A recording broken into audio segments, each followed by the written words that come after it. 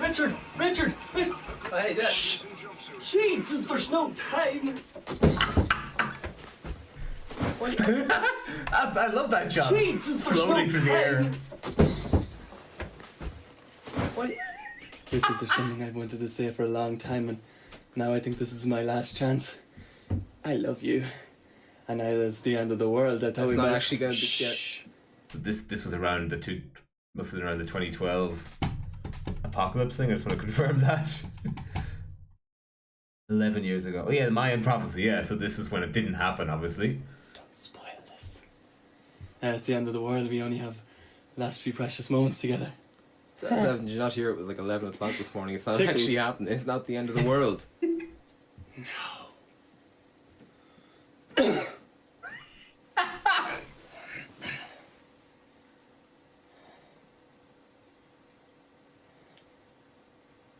It was a joke, right? It was. Yeah. It was a joke. It was. Oh, you know me. you actually Me and my had a jokes. real I'm good so one, funny. actually. I You know. got me. I'm all full of my jokes. Typical Devin with his jokes. Unless you're into that. No. It was such a joke. It was, Yeah. it was a good prank. It was really funny. Who put that chair there? Who put the chair there? I said, what an idiot. Adorable.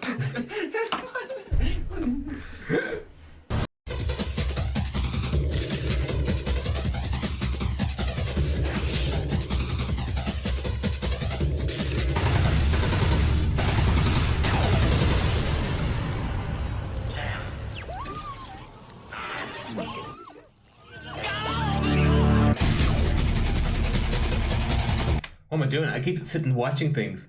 I don't. Where do I even begin with the A.O.W. documentaries? The other two I don't think I have up there, but I have the third one. Remember in the part one where I was talking about I had to make sense of my own head canon. I would have to shoot a video to make something conclude just for my own sake. That's what A.O.W. 3 was, because remember, no one was watching these. They were only sort of self-enjoyed, I guess, between us and mostly me. And then on top of that, I'm making a documentary to cover this grand legacy of Against Odds Wrestling, where we're basically barely wrestling in a couple of mattresses. But I just thought, like, the story is incomplete though. So I kept sitting and milling over the footage from the last pieces of it. I'd done 2 documentaries, and then I was like, I gotta make it. So I put an unusual amount of time during my final year in college, I might add, into making a 3rd documentary and just finally wrapping the whole thing up, and then the end, A.O.W. Wrestling. It was a point in time.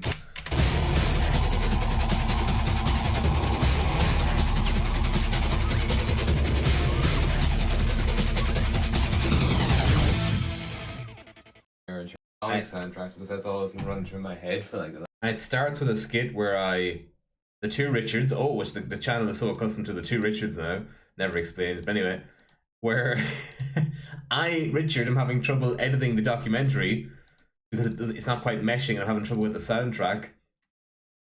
And then we come to this conclusion, there's this hypothetical Richard.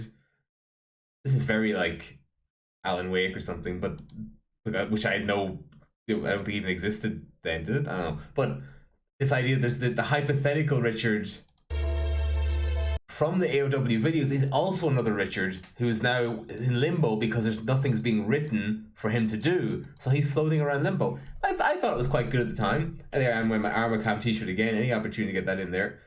Yeah, and then I can't remember what happens. The one Richard goes to look for him or something, and the other Richard gets electrocuted, and that causes the documentary at the same time.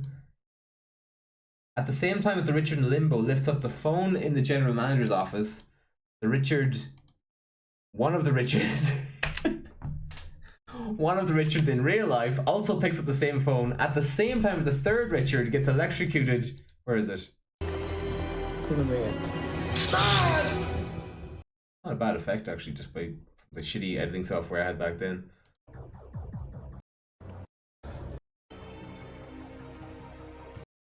Yeah, this is kind of like the Matrix, actually, the phone thing. But yeah, the Richard from real life and the Richard in limbo lift up the phone at the same time, and at the third same time, the documentary edits itself and merges with the Sonic soundtracks. this was so I could have an excuse to use only Sonic remixes and stuff for the third documentary. And then this is actually another thing. Talk about, there was a video a while back. I'm sorry, in the last part when I was going through some of the old skits, I said a lot of stuff was kind of CKY inspired. This is a CKY inspired. This idea that rather than actually typing text into graphics, I was really obsessed with the idea of scribbling graphics, like what I wanted to say on screen, and then like just keying out the white or inverting it and keying out the black. And that's how I got this kind of like scrapey sort of like typeface, which I think still looks pretty unique. And then I just put a load of like garbage in the background.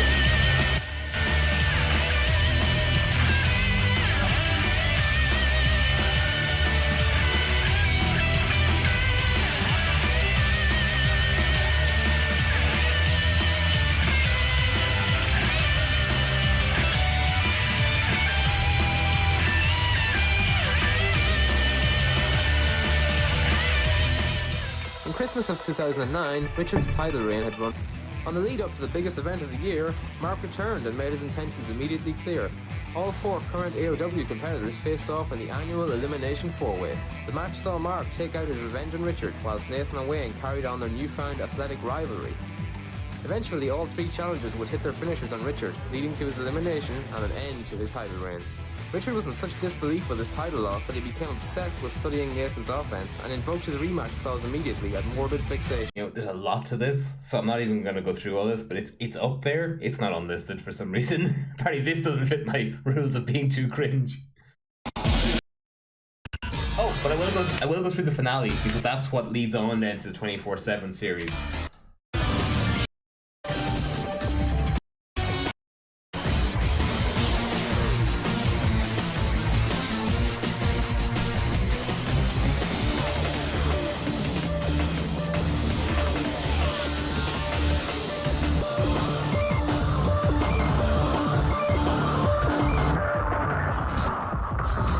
So this is like the time's running out. The documentary edited itself, and it's coming towards the end of it, which means Richard in that world will cease to exist. But his last thing he does is gives the 24/7. Hang on. Shit, we don't have much time. The world's falling apart. Blah blah blah. The last thing he does is gives Richard 1 or 2 in the real world the 24/7 title as a way to carry on a small part of the legacy from the old A.O.W. And you wouldn't have to have all the rules about pinfalls and actually having wrestling matches. You could just have it as a kind of like hardcore title, essentially. A more accessible thing for people who aren't really into wrestling, if you will. Bye.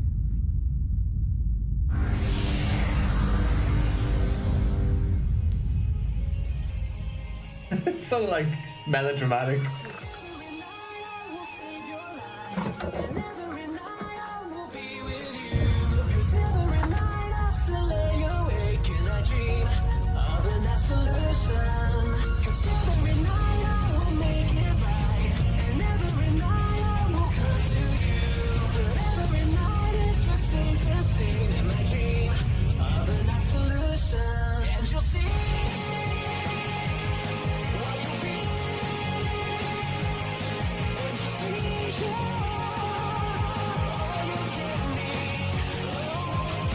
Was putting a definitive like wrap up on it. I was like, that's 100% line in the sand, end of A.O.W.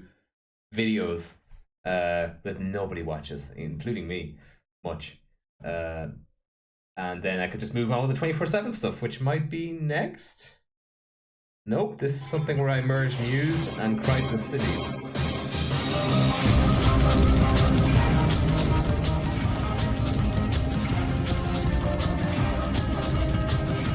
Here's more skits. Any system patterns emerge. Oh, so much for being the end of A.O.W. That was the other documentary, but I still put the skit bits up, which became less comedic and more my own brain referencing like very internalized and based on films I'd watched myself and nobody else had. So I watched David Cronenberg. I watched Darren Aronofsky's Pi, and then I made a video where I was obsessed with figuring out how Nathan was able to beat me and how I could beat him. Look at my fucking bedroom. Every Kerrang poster you could think of, and I painted random bits of paint over the wall. Anyway, so I took a similar bit from like the trailer for Pi, basically, and it was about me being obsessed with figuring out Nathan's super kick trajectory, so I could, because the super kick always beats me.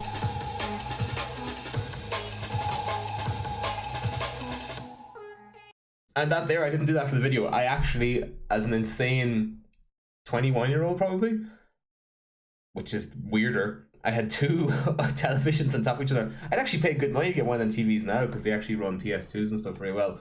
Better than it'll look on a modern TV. But yeah, two of them sitting on top of each other. The weight of that table.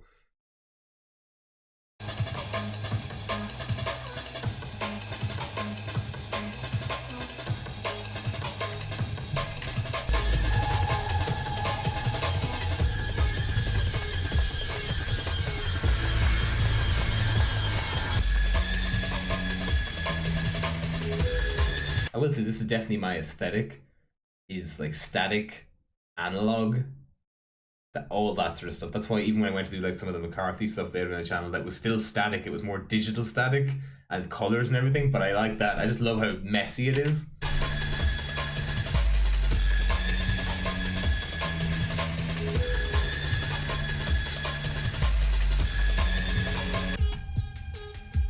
The conclusion I basically come to is that if I take out his other foot, that's the key to not being able to hit the super kick, is that if he can't stand on that foot, he can't throw his leg up and hit the super kick, which I can't figure out if is that clever or he's stupid.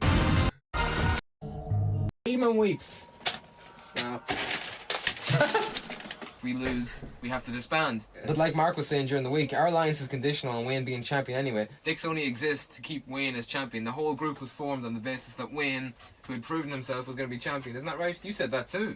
Yeah. If anyone pins Nathan, that way, no matter which one of us pins Nathan, so how are you going to take... This was very ambitious. There was there was about 5 of me in this. I was like, oh, I've definitely evolved from just having 2 of me sitting in the living room. This A.O.W. skit would have Richard talking to another Richard standing looking at him, another Richard to his left, and another Richard behind him, and at the very end another Richard walks in. Only on calls for. And chairs. Use chairs all the time. Why are you disagreeing with each other? Just use the compromise. Don't you start. The ankle lock's stupid. Why do I use the fucking ankle lock? You only use chairs. Use the ankle lock. Chairs. He needs to think with his head. Ankle lock gets to sit there for ages. Use the ankle lock and the...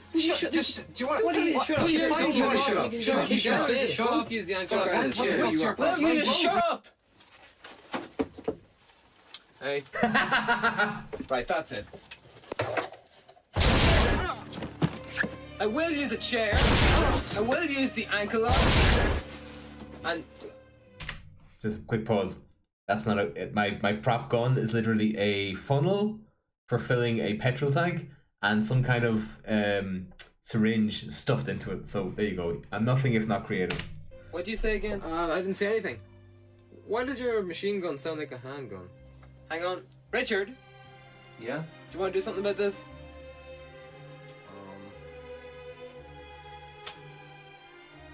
Thanks. By the way, do I win?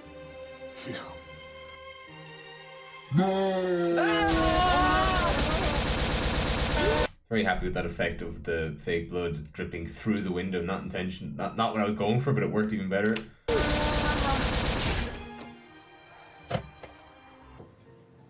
Well, this one's in 60 FPS for some reason.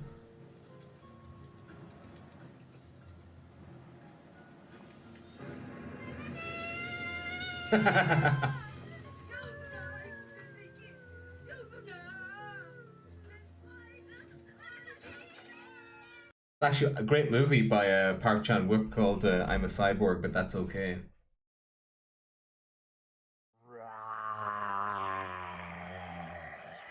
Okay, that's enough for today. I'll start from Devonshire episode 3 next time. I'm going into way more detail in some of these videos than I expected, so we're on 53 out of 146 videos I have on this, so not even halfway there. Thank you for, if you tuned into this, thank you for watching.